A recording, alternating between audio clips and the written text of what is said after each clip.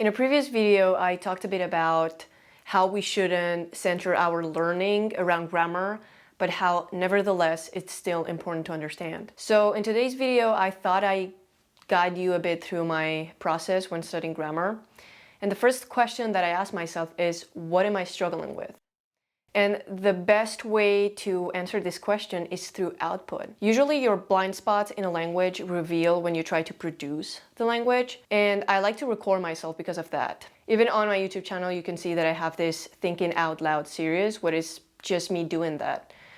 Picking up a language, picking up a topic and trying to talk about it and also vent about my learning process. And I do this because after each video, I'm trying to see what it's hard for me. Like, okay, this doesn't sound right, this is confusing to me, and I take notes on that. And even before I had a YouTube channel, I used to record myself and just see what it is that I have to work on. And I also like to write a lot. I do this thing called the random linkage method, which is just creating a story, trying to link new and different words in order to better memorize them and just to see if you know how they work. And I also keep a journal. So I correct my texts and then I can see clearly with a red pen what my mistakes are.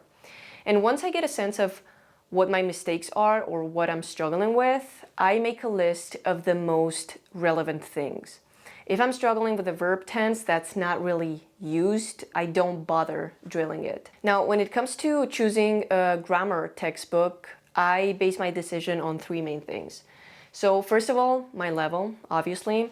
Do I understand more or less what's going on? Have I seen these terms before? Does it target what I'm trying to improve? When it comes to the context, I really like repetitive exercises that have a lot of context. And I also look for textbooks with key answers, of course, and ideally digital resources. And lastly, I look at the design.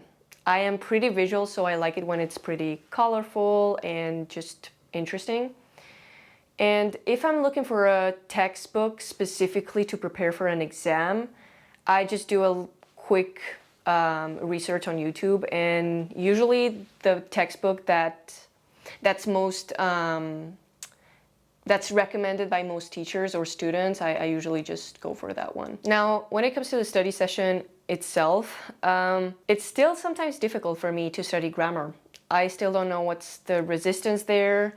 I guess because it's still like the hardest part for me to understand when it comes to learning a language. So sometimes I have to settle in a bit. Like I make myself a cup of coffee, a cup of tea, I put a bit of jazz music or lo-fi. Sometimes I even go to a coffee shop or a library. And these past few weeks I've been doing this thing where I go to the library specifically to study grammar and to a specific library. So now every time I enter that library, it's so easy to go into flow just because I've associated grammar with that library, if that makes sense. It's just crazy how the brain works sometimes. And, you know, I just chill and drill. I drill over and over and over and over again. Sometimes I'm a bit slower because I like to read the explanation and I go a bit deeper, and sometimes I'm just very automatic and fast. My study sessions are around 45 minutes to 2 hour-ish long, depending on the day, and as I said, depending on how deep I go into it. And as of now, I do this at least once a week. This may change later on. And also, during my study sessions, if it's a new rule, I would definitely allocate all my time to that new rule.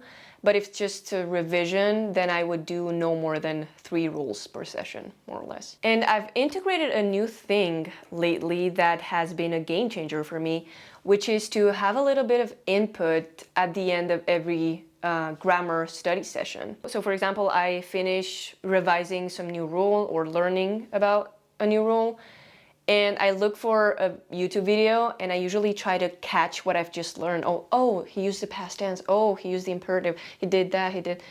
And it has been a game changer because it's like another revision that I'm doing at the end of the session. And you might be thinking that it's tricky to find input where the rule that you just studied is going to show up. You never really know.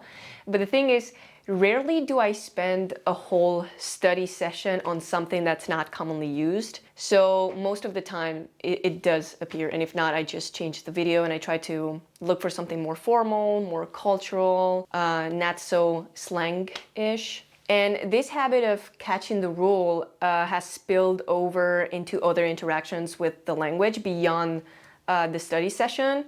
And I know this seems counterintuitive, and it's probably how my brain has operated all through these years of learning different languages, but I've never really been aware of it. So now every time I talk to someone or I see a movie and I'm like, oh, I've learned about this, oh, I did this, and blah, blah, blah. And I do these revisions in my mind. And I train my brain to kind of have a red flag every time something that I'm struggling with pops up, and it's been really, really helpful. As I said, I've probably been doing this unconsciously for forever, but yeah, it's interesting. And I would like to end this video saying that grammar is not the bad guy here. I feel like generally grammar has a bad rap, and even I myself considered it useless for the longest time, and I just avoided it. I guess it was partly because it was actually difficult. Like, I was never the first one in the room to catch the logic of the structures, so I usually avoided what I considered hard. And lately I've been allocating a lot of my studying to grammar, and my approach has changed quite a lot. I now see languages as this gear system that works as a whole. So if a little piece is oxidized, the whole system works slower. So I like to zoom out and zoom in from time to time and just look at my language and be like, okay, what do we have to work on separately? And just dedicate a bit of time to this so the whole thing works better. And my experience so far has been that it's very strategic and effective, because before I would spend hours and hours and hours of input to just kind of understand the grammar. And now just dedicated a bit of time every now and then makes the whole thing more smoothly. Because fluency isn't just about engulfing a bunch of different words and trying to regurgitate them, but it's also about how firm the structure that holds them together is. I hope this helped you somehow. I hope you can help someone, and I will see you on the next one.